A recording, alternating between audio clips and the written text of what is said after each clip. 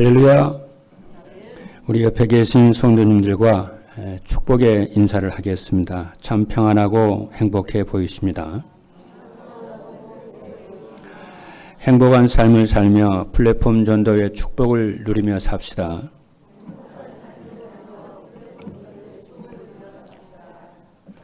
하나님께서는 8월에는 치유라고 하는 말씀을 주셨습니다.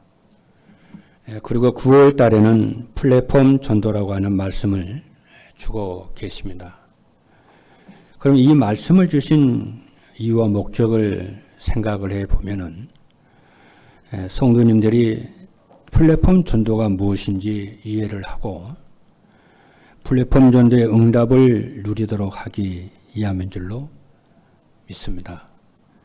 그러면 플랫폼 전도가 무엇이냐면은 플랫폼 전도는 찾아가는 전도가 아니고 찾아오도록 하는 전도입니다. 그러면 플랫폼이라고 하는 것은 무엇이냐면은 필요한 것을 얻는 곳이에요.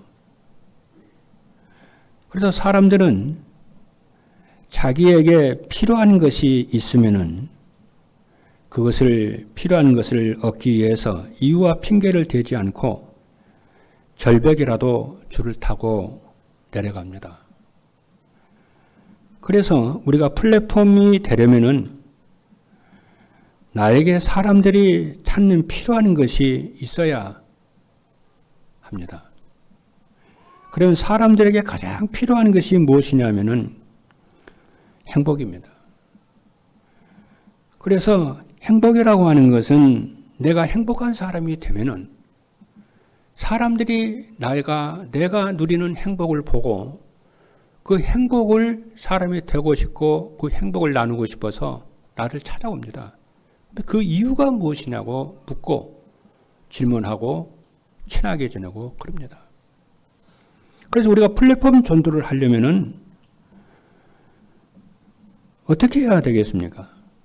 행복이라고 하는 것은 조건이나 상황이 좋아진다고 오는 것이 아닙니다. 행복이라고 하는 것은 자신의 주인을 진짜 만났을 때에 방황이 끝나고 만족하고 행복한 인생을 사는 것입니다.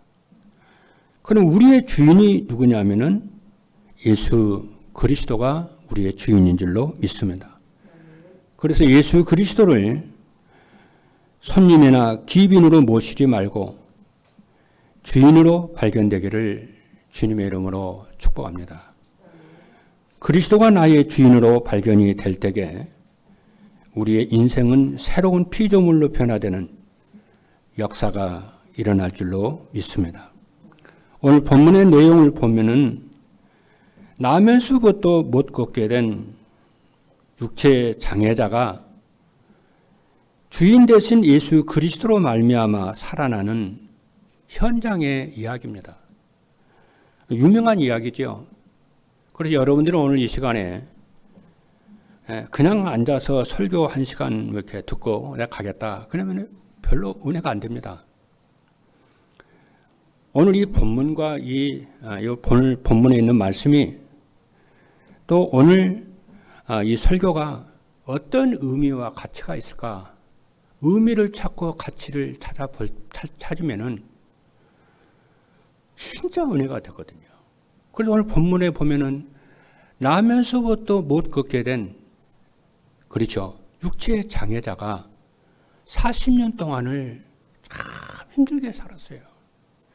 근데 그 사람이 예수 그리스도로 말미암아 그 운명에서 해방된 거 있죠. 그럼 이 말씀이 오늘 나에게 우리 교회에 어떤 의미와 응답이 되는 걸까? 왜 이 말씀을 오늘 우리에게 하나님 주셨을까? 하고 의미와 가치를 생각해 보면은 그 응답이 내게 오는 거예요. 그렇죠? 그리고 오늘 예배 시간에 늘 드리는 찬송, 헌금, 말씀이라 생각하지 말고 오늘 또 하나님을 만나는, 말씀을 통해서 하나님을 만나는 그런 귀한 시간이 되기를 주님의 이름으로 축복합니다. 그래서 오늘 메시지의 제목이 플랫폼 전도로 살려야 할 현장입니다. 첫 번째입니다. 플랫폼 전도로 살려야 할 현장은 어떤 곳이냐면은 첫째입니다. 누군가의 도움을 받아야만 살 수 있는 사람들이 우리가 살려야 할 현장입니다. 아까 조금 전에도 서론에서 말씀을 드렸습니다마는 우리는 지난 8월 한 달 동안에 치유라고 하는 말씀을 하나님께서 주셨어요. 그래서 8월 첫째 주일에 어떤 치유라고 하는 말씀을 주셨냐면은 영적 치유라고 하는 말씀을 주셨습니다. 8월 달에 주신 치유의 응답을 한번 제가 한번 이렇게 반복을 한번 해보겠습니다.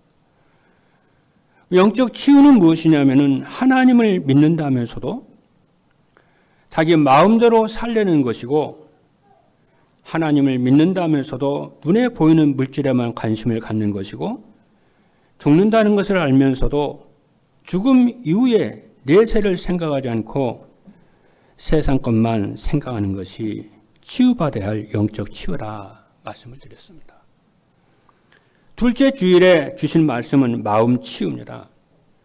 마음 치유는 하나님을 모셔야 할 마음에 하나님을 두기 싫어하는 것이고 혼자 있으면은 마음이 불안하고 집중이 안 되어서 기도가 안 되는 것이고 돌이켜 보면은 우리 자신처럼 넘치도록 받은 응답과 축복이 없음에도 불구하고 감사할 줄 모르고 늘 불평불만이 많은 것이라고 했습니다.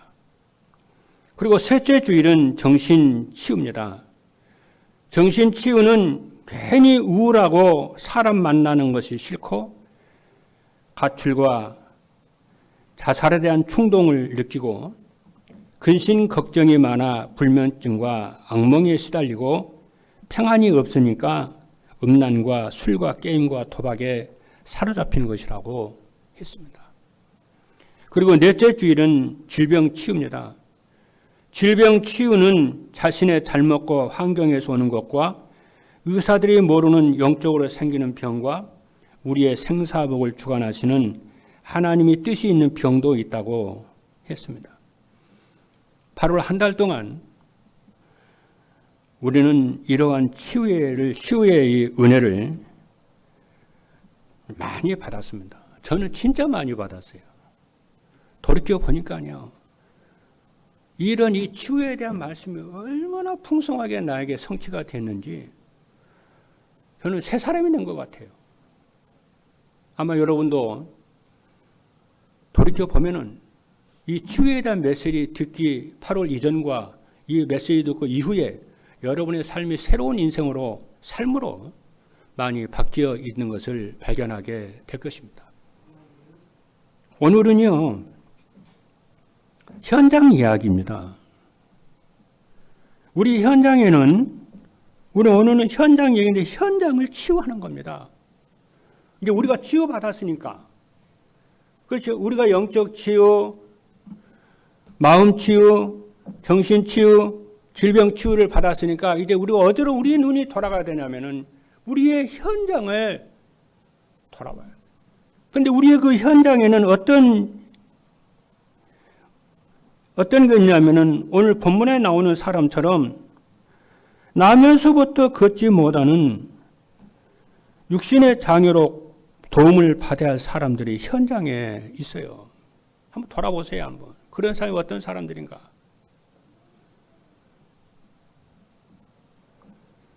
두 번째는, 그리고 누군가가 도움을 주지 않으면 살 수 없는 경제 미자립인 사람들도 있어요. 그리고 교회 안에도요. 누군가가 도움을 주지 않으면 살 수가 없는, 누군가가 도움을 받아야, 교회 안에도 도움을 받아야만이 되는 영적 미자립인 성도들도 있어요. 그런 사람에 대해서, 그쵸, 무관심하지 말고 이러한 현장을 살리라는 하나님의 음성으로 들리는 축복이 있기를 주님의 이름으로 축복합니다. 둘째입니다. 영적인 사실을 모르고 현실 문제만 해결하려는 사람들도 있어요. 우리의 주변에는요, 돈으로 현실 문제만 해결하는 사람들이 많습니다. 그리고 가난한 나라에서 문화가 다른 우리나라 사람과 결혼한 다문화 가정도 많습니다. 문화가 다른 엄마와 아빠 사이에서 자신의 정체성을 못 찾는 TCK 그들의 자녀들도 있습니다. 이것만 있는 게 아니에요. 우리 주변에는요. 옛날에는요. 탈북자라고 그랬어요. 탈북자라고 하는 것은 북한에서 이탈되어 남한에 넘어온 사람들을 탈북자라고 그러거든요. 그래서 통일부에서는 탈북자라는 말이 참 어감이 안 좋다. 그래서 다른 새로운 단어를 만들어냈는데 그게 세터민이에요.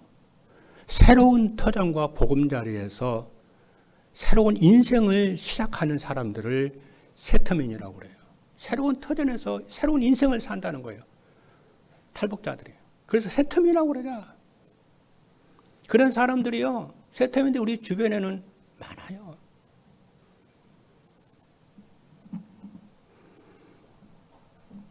이런 사람들이 누군가 찾아보고 정말 그들을 위해서 우리가 기도해주고 친구가 되어주고 그것만 하면 또 안 되죠.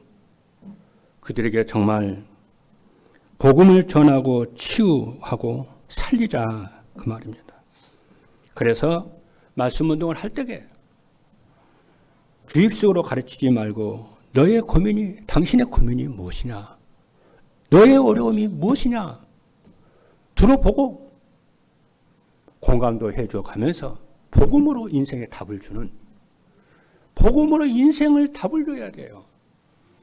끝을 그걸로 맺어야 됩니다. 항상이요. 그렇죠. 여러분, 하나님 만나는 것, 인생에 있어서 하나님 만나는 것이 최고의 행복이고요. 그리스도 누리는 것이 최고의 행복인 줄로 믿기를 주님의 이름으로 축복합니다. 세 번째입니다.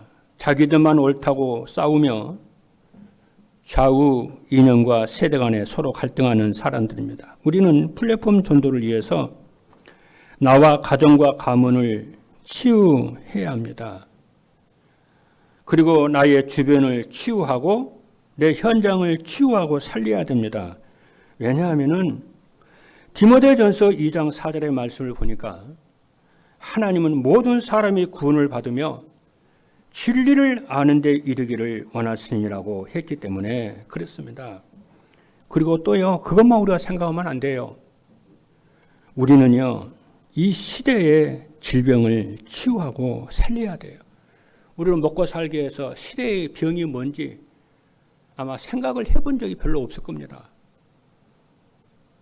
나의 문제만 제일 크다고 늘 생각하고 살아봤지. 그렇죠. 내 주변의 사람들의 고통이 뭔지, 어려움이 뭔지, 갈등이 뭔지, 정말 교회의 갈등이 뭐고 문제가 무엇인지, 이 시대의 문제가 무엇인지, 청소년들의 문제가 무엇인지, 어른이 됐는데도 중직자가 됐고 교육자가 됐는데도 이 시대의 문제를 아픔으로 잘 안 받아요. 여러분, 이 시대의 질병이 뭔지를 알아야 치유하고 살려야 될 거 아닙니까? 그것이 무엇이냐면요, 지금 우리나라는 조선 말기처럼 좌우 이념 갈등이 너무 심합니다. 이 사람들이 공부도 많이 하고 열심히 살고 똑똑한 사람들인데 극우파와 극좌파의 이념이 갈등이 너무 심합니다. 그렇죠. 그리고 지금 우리나라는 많은 세대들이 함께 공존하면서 혼란에 빠져 있어요. 그리고 세대 간의 갈등과 이념의 싸움은 오직 복음이 아니고는 해결이 되지를 않습니다. 그래서 지난 금요일도 말씀을 드렸습니다.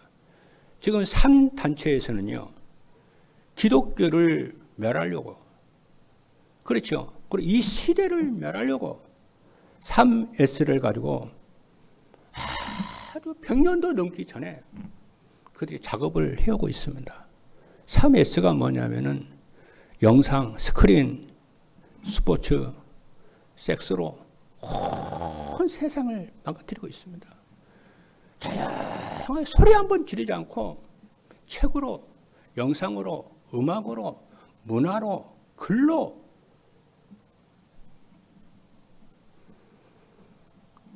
세상 사람들은 이 세상이 누구에 의해서 어떻게 조정이 돼 가는 줄 모르고 있습니다. 교회도 캄캄하게 잠만 자고 있습니다. 그게 그 피해자가 우리 자신이 우리의 후대인 줄을 모릅니다. 그리고 기존의 가정 제도를 파괴하고 가정 교육의 중요성을 없앱니다. 여러분 보시잖아요. 남자와 남자가 결혼하고 여자와 여자가 결혼하고 자녀들도요 안 낳습니다. 결혼도 안 합니다.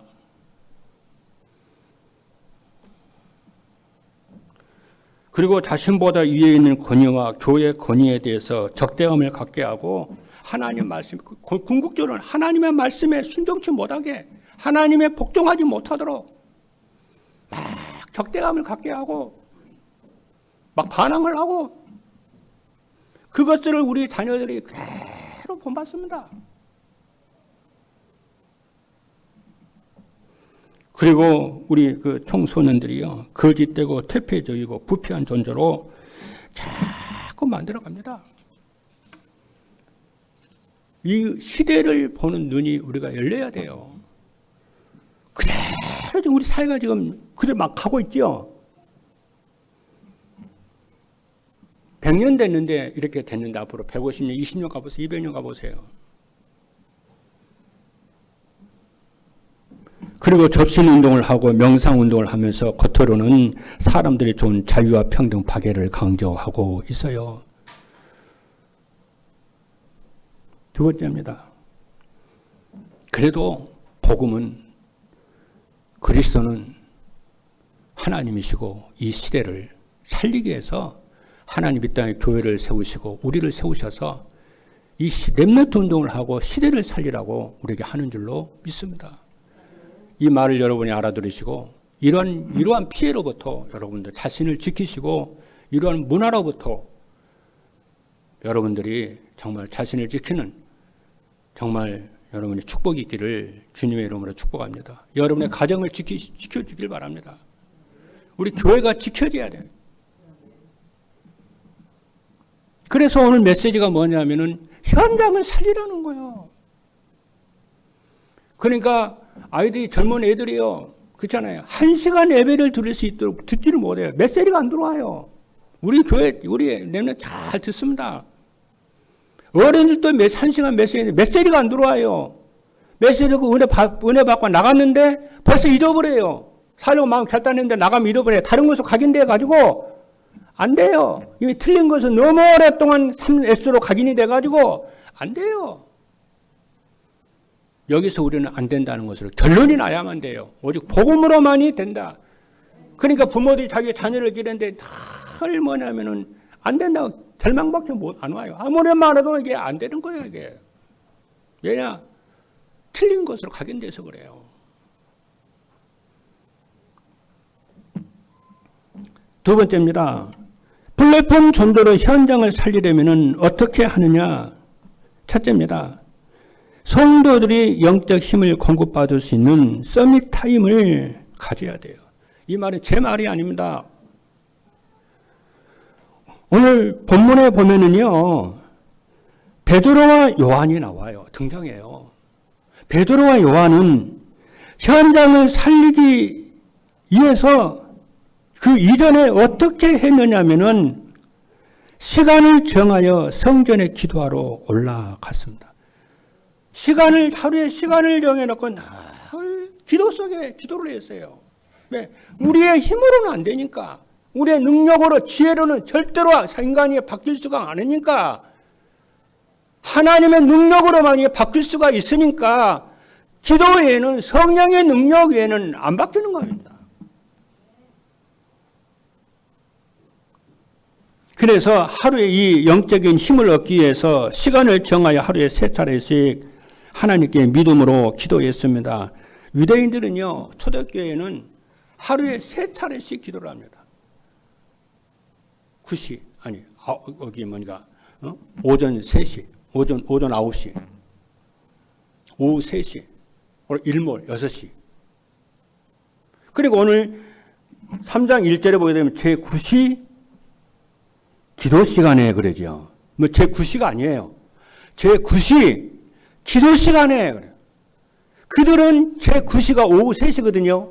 오후 3시를 기도 시간으로 정해져 있어요.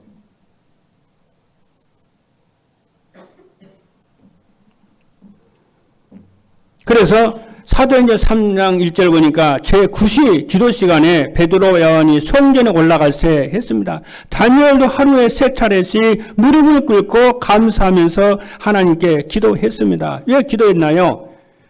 자신들의 힘과 능력으로는 현장을, 사람들을 살릴 수 없기 때문에 기도했습니다. 우리가 진정으로 기도를 배우려면은 내 힘으로는 안 된다는 것을 깨닫고 하나님의 능력으로 기도가 회복이 되도록 사모하고 갈급함이 있어야 될 줄로 믿습니다. 그래서 사도행전 1장 8절에 보니까 오직 성령이 너희에게 임하시면은 너희가 권능을 받고 예루살렘과 온 유대와 사마리아 땅끝까지 이르러 내 증인이 되리라고 했습니다. 그리고 두 사람이 합심하여 기도하면 이루어진다는 언약을 붙잡았기 때문에 그랬습니다. 주님께서는 두세 사람이 내 이름으로 기도하면 나도 그들 중에 있겠다고 그랬거든요. 사도행전 1장 14절에 보니까 여자들과 예수의 어머니 마리아와 예수의 아우들과 더불어 마음을 같이하여 오로지 기도에 힘쓰더라고 그랬어요. 그렇죠. 그래서 우리들도 사도들처럼 우리 믿음의 선배들처럼 시간을 정하여 하루에 3차례씩 하나님께 기도하는 서밋 타임을 가져야 될 줄로 믿습니다. 그렇죠. 둘째입니다. 성도들은 운명에 묶여 죽어가는 현장을 볼 수 있는 영적 눈이 있어야 돼요. 자, 이 말이요, 진짜 중요하거든요. 앞에 우리가 정말로 이렇게 영적인 힘을 공급받을 수 있는 서밋타임을 갖는 게 진짜 중요하고요. 두 번째는 뭐냐면은 죽어가는 현장을 볼 수 있는 영적 눈이 있어야 돼요. 오늘 본문을 아주 중요하게 여러분이 보셔야 사람을 살리고 사람의 운명을 바꿀 수가 있습니다. 오늘 본문의 내용을 보면은 나면서부터 못 걷게 된 몸의 지체 장애자 이야기입니다. 그런데 이 사람이요, 성전 미문이라는 곳에 자리를 깔고 그거를 했어요. 성전 내부로 들어가는 문이 9개가 있다고 그래요. 그 중에서 이제 이방인들의 뜰에서 성전 내부로 들어가는 이 문이 미문이라는 아름다운 문이라고 하는 여기인데 여기에다가 이 사람이 자리를 깔았어요. 그리고 유대인들은 구제하는 것을 하나님을 경외하는 중요한 표로 여겼어요. 그래서 그들은요, 구제를 즐겨해요. 세계적인 유대인 CEO들은요, 지금도 엄청난 액수를 기부를 하고 사회에 막 이렇게 하느라고 막 그러잖아요. 그러니까 자리를 참 잘 잡았죠. 그래, 그 미문이라는 것이 자리를 지금 깔고, 자리를 잡았는데, 거기 성전에 왔다 갔다 하는 사람들이 어떻게 계세요? 그 통에다가 동전 하나 딱 던지고 갔겠죠? 기쁜 생각을 했겠어요? 그걸로 끝이죠. 그러면서 아주 만족하면서 동전 하나 던지고 갔을 겁니다. 그리고 굉장히 만족해 하실 겁니다. 그게 끝입니다. 우리 인생이 그래요, 보통. 그런데요, 베드로와 요한은 구걸하는 그 사람의 문제는 동전 몇 개로 해결될 수 없음을 알았어요. 그걸로 해결되는 게 아닙니다. 인생 문제는. 내가 좀 착하게 산다고, 내가 성공한다고, 윤리 도덕적으로 선하게 산다고 인생 문제 해결되는 거 아닙니다. 그 깊은 곳을 한번 더 들어가야 돼요. 겉으로 나타나는 그걸로 땡치지 말고 더 깊이 들어가 줘야 돼요.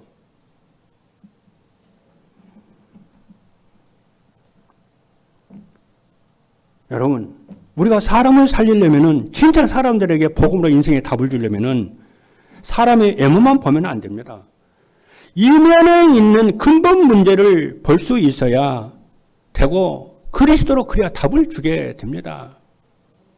여러분도 우리도 마찬가지입니다. 우리도 우리 인생에 나타나는 표면적인 문제만 보면은 절대 근본은 해결이 안 됩니다. 왜 내가 이런 문제가 있게 됐는지, 그 원인이 뭔지 들어가 보면은 근본 문제에 딱 걸려 있는 거 있죠.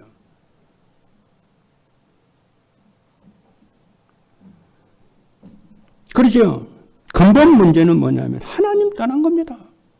죄 문제입니다. 그래서 로마서 3장 23절에 보니까 모든 사람이 죄를 범하였음에 하나님의 영광이 이르지 못하더니 그랬습니다. 그리고 지금 세상의 문제는 경제와 과학으로 해결할 수 없는 영적 문제임을 알아야 됩니다. 모든 문제는 태어나면서부터 절대 해결할 수 없는 사단의 함정에 인류는 빠져 있습니다. 요한 1서 3장 8절에 보니까 죄를 짓는 자는 마귀에게 속하나니 마귀는 처음부터 범죄함이라. 하나님의 아들이 나타나신 것은 마귀의 일을 멸하러 하심이라고 그랬어요. 여기에 대해서 복음이 진정으로 이 땅의 문제는 창세기 3장 영적 문제임을 보아야 오직 그리스도를 하게 된다는 거예요. 셋째입니다. 그래서 사람들을 만나면은, 그렇죠, 진짜 그 사람 내면에 있는 그 문제를 보고 그 내면에 있는 것을 터치를 해줘야 하나님을 만나게 됩니다. 그래서 저는요, 사람을 이렇게 보여요. 전에는 그렇지 못했어요. 사람을 볼 때에 표면적인 그것만 보지도 않습니다. 내면을 봅니다. 영적 상태를 봅니다. 그래 말이야. 하나님 떠나서 그렇지. 틀린 것으로 각인돼서 그런 거 아닌가? 그러면요, 볶는 녹듯이요, 마음이 싹 녹아요. 불쌍하게 생각되는 거 있죠. 긍휼히 여겨지는 거 있죠. 이해가 되고 용납이 되는 거 있죠. 진짜 사람을 살려야 되겠구나. 셋째는 뭐냐면요, 운명에 묶여 죽어가는 사람들을 살려낼 수 있는 유일한 길은 예수 그리스도와 함께 있는 것입니다. 베드로가 걷지 못하여 구가라는 사람에게 뭐라고 그랬어요? 예수 그리스도 이름으로 걸어라 그랬어요. 베드로는 자신의 이름으로 고치지 않았습니다. 세상 것으로, 그렇죠, 고치 답을 주지 않았습니다. 예수 그리스도 이름으로 답을 준 거 있죠.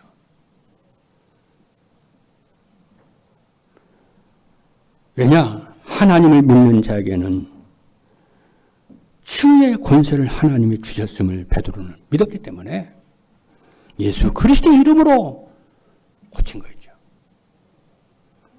사도행전 3장 6절에 보니까 베드로가 이르되 은과 금은 내게 없거니와 내게 있는 이것을 네게 주느니 나사렛 예수 그리스도 이름으로 걸으라 하고 그랬어요. 그리고 그리스도께서 믿는 자들에게 귀신을 쫓아내며 병든 자를 치유하는 권능을 주셨습니다. 마가복음 16장 17절로 18절을 보니까 믿는 자에게는 이런 표적이 따르리니 곧 그들이 내 이름으로 귀신을 쫓아내며 새 방언을 말하며 뱀을 집어올리며 무슨 독을 마실지라도 해를 받지 아니하며 병든 자에게 손을 얹은 즉 나으리라. 여러분, 하나님께 우리 믿는 자에게요, 나의 문제와 우리 현장의 문제와 시대의 문제를 치유할 수 있도록 권세와 하늘의 권세와 능력을 주셨다는 것을 믿고 내 이름 자랑하지 말고 그리스도의 이름으로 여러분 치유하시는, 답을 주시는 응답이 있기를 주님의 이름으로 축복합니다. 그래서 주님께서 뭐라고 그랬습니까? 수고하고 무거운 짐진 자들아 다 내게로 오라. 내가 너희를 쉬게 하리라고 그래요. 여러분 진짜 해결되지 않는 문제 있습니까? 진짜 여러분 마음속에 진짜 여러분 고민되는 문제 있습니까? 문제만 풀려고 하지 말고 왜 이런 문제가 내게 왔는지, 예수 믿는 나에게 왜 이런 갈등과 고민이 왜 왔는지, 왜 나는 지금 갈 길을 찾지 못하고 방향을 찾지 못하고 인생을 살까? 그러니까 하나님 떠나서 그래요. 말씀이 없어서 그래요. 하나님이 주시는 영적인 힘을 놓쳐서 그렇습니다. 그래도 괜찮아요. 지금부터 여러분들이 정말 메시지를 여러분이 들으시고 정말 기도를 여러분이 결단하고 여러분이 예배를 해보가면은 말씀을 해보가면은 살아나요. 제 방에요. 이 화초 한 그루 있거든요. 제가 이제 보통 일주일에 한 번씩 물을 주거든요. 어떤 때는요, 정신이 없어가지고 한 달에도 물을 안 줄 때가 있어요. 그리고 잎사귀 가요. 노래요. 물을 붓잖아요. 얘가요, 살아나는 거죠. 고민하지 말고 하나님 앞에 나가시는, 진짜 하나님 말씀을 듣고 그분에게 나가시기는 은혜가 있기를 주님의 이름으로 축복합니다.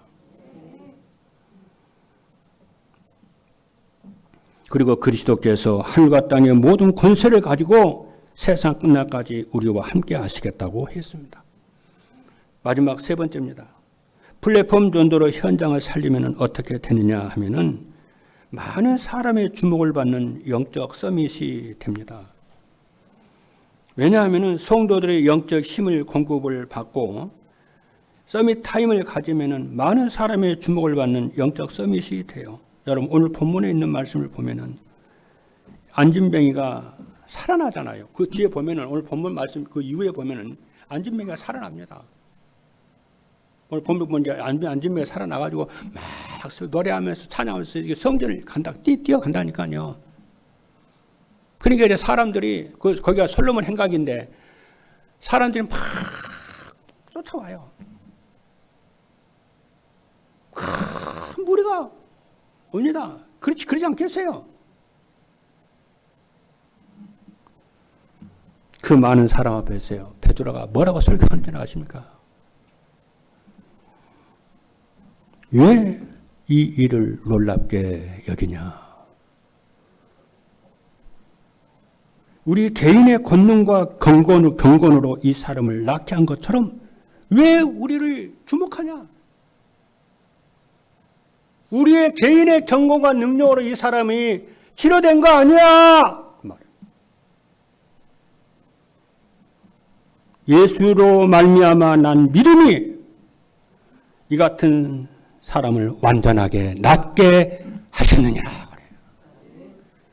영적 서밋이 무엇이냐?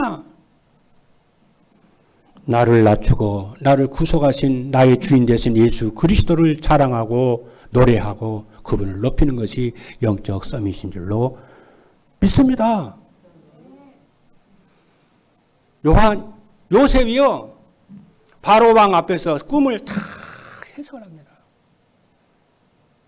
내가 이 꿈을 앞으로 불러드릴까요? 그러지 않아요. 여호와께서 왕의 꾼 꿈을 해결하는 답을 주실 줄로 믿습니다.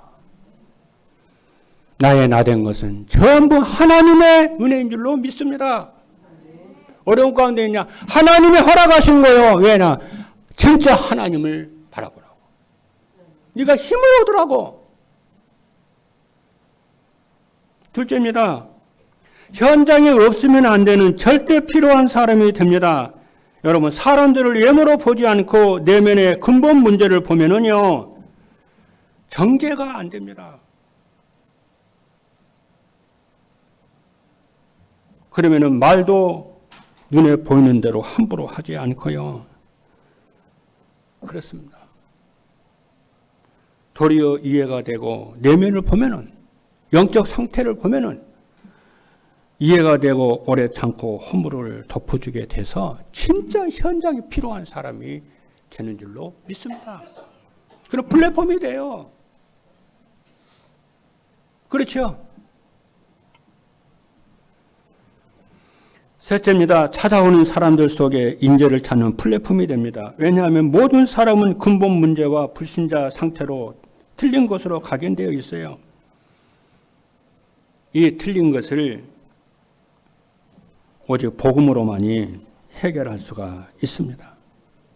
그러면서 말씀을 싹싹 이렇게 주면은요, 하나님의 성령이 역사하셔서 이 사람이 그리스도의 제자로 세워지게 되고 치유하게 되는 역사가 일어날 줄로 믿습니다. 이런 응답을 받는 사람을 살리는, 인재 살리는 플랫폼이 될 줄로 믿습니다. 그래서 우리 모든 성도 여러분들이 이번 한 주간에도 내가 전도자의 삶을 살겠다 결단하시고, 지금까지 안 살았어도 괜찮아요. 이제부터 내가 진짜 전도자의 삶을 살아보겠다 결단하면 하나님이 힘을 주실 줄로 믿습니다. 기도하겠습니다.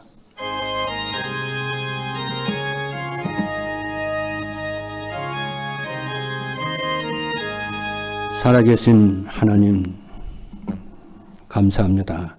플랫폼 전도로 살려야 할 현장을 하나님 마음에 담고 그 현장을 살리게 하여 주옵소서. 누군가의 도움을 받아야만 살 수 있는 사람들이 살리게 하시고, 영적인 사실을 모르고 현실 문제만 해결하는 사람도 살리게 하시고, 자기만이 옳다고 싸우며 좌우 이념과 세대 간에 서로 갈등하는 이 시대를 살리는 기도하는 주의 백성들, 전도자들 되게 하여 주시고 우리의 후대들 살려 주실 줄로 믿습니다. 살아계신 예수 그리스도 이름으로 기도하옵나이다.